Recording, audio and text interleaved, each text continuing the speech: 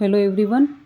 भारत के पहले कानून मंत्री भारत रत्न डॉक्टर बी.आर. अम्बेडकर ने महिलाओं के लिए क्या किया, आपको अंदाज़ा नहीं होगा शायद। जब भारत का संविधान बना उन्होंने बहुत जिद की।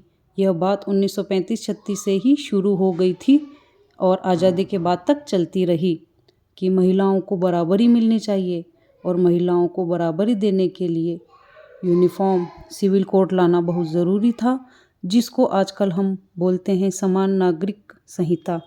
यूनिफॉर्म सिविल कोड आज सरकार कह रही है कि हम लेकर आएंगे।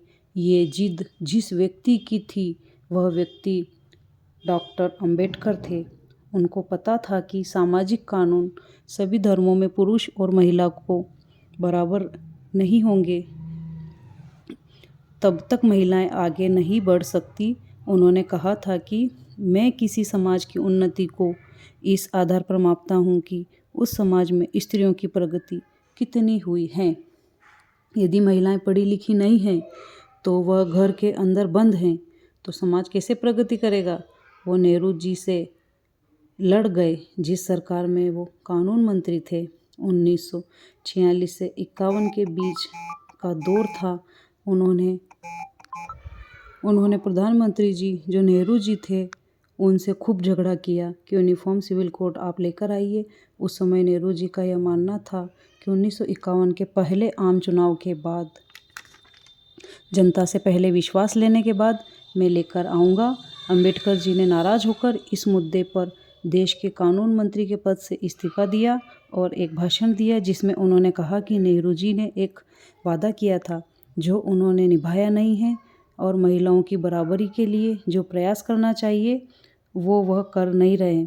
फिर 1956 में उनकी मृत्यु होने से 1-1.5 साल पहले हिंदू कोड बिल आया, जो यूनिफॉर्म सिविल कोड का एक बड़ा हिस्सा था, जो हिंदू समाज के बारे में था। उसको 4 कानूनों के रूप में पारित करवाया, जिसमें से एक हिंदू मैरिज एक्ट है। यदि आप हिंदू समाज की महिलाओं को वो सारे अधिकार मिल पाए हैं जो वो हिंदू पुरुषों को मिलते हैं, तो उसका जिम्मेदार सबसे बड़ा यदि कोई व्यक्ति है तो वह है डॉक्टर भीमराव अंबेडकर। इसलिए भारत की महिलाओं को उनके प्रति कृतज्ञ होना चाहिए। यह हमारा धर्म है। ऐसा एक था 1848 में ज्योतिराव फुले के साथ। फुले अंग्रेजी माध्यम से पढ़े हुए व्यक्ति थे।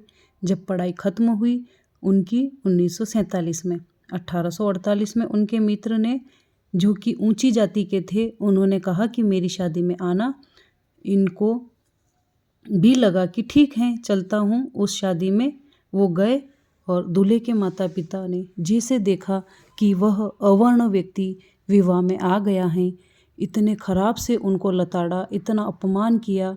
और ज्योतिराव फुले कहते हैं वही मेरा टर्निंग पॉइंट था कि मुझे इस अपमान और जिल्लत से सिर्फ मुझे ही नहीं, मेरे समाज के हर व्यक्ति को बाहर निकालना है। और इसलिए उन्होंने 1848 में पहली बार लड़कियों का स्कूल खोला, अपनी पत्नी को पढ़ाया। देश के इतिहास में पहली बार लड़कियों के पढ़ाई लिखाई व्यवस्था की। आज जो महिलाएं नौकरी या बिजनेस में हैं वो यहाँ नहीं होती, घर में बैठी होती, चूल्हा चौका कर रही होती। इसलिए जिन व्यक्तियों के वजह से हम अच्छा जीवन जी रहे हैं उनके प्रति कृतज्ञ होना हमारा धर्म है, हमारी जिम्मेदारी बनती है। इतनी खराब परिस्थितियों के बाद जो व्यक्ति इतना आगे बढ़ा, उसने देश के लिए क्या क्या किया, हल्का सा अंदाज़ा ये भी